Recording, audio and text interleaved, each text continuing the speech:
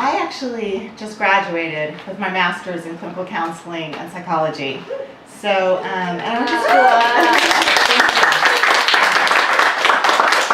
school 3 years. So I did that while working and dealing with, while raising my kids and living with an alcoholic husband. And that's part of where this book started.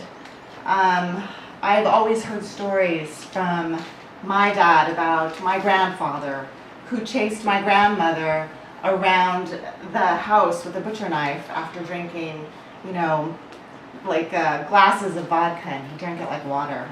And this happened in Akron, Ohio, and they literally lived right down the street from where Bill W. and Bob started AA.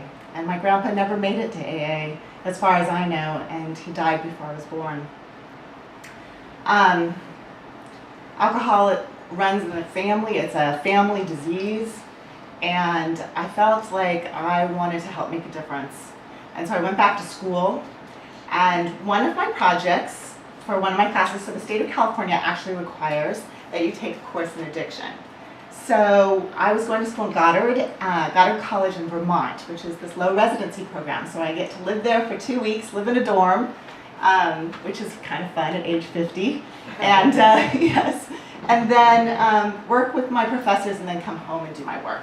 So one of my thoughts was, why don't I put together with Rondi, who I knew was publishing a bunch of anthologies, but let's do it on addiction.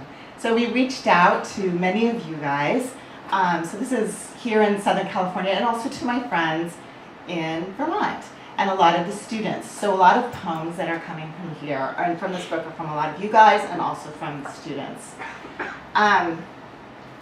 Also inspired by the fact that writing poetry is so healing. So I just want to read something to you in the beginning of this book.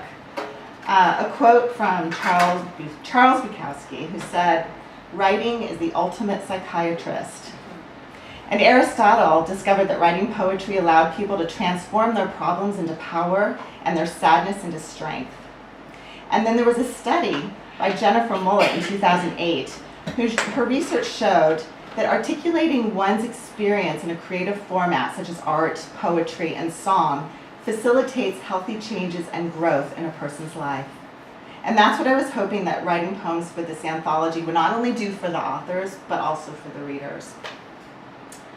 I'm so appreciative to all the people that, submitted their poems and that are a part of this, especially when we now know that opioids are the #1 killer amongst people under the age of 50.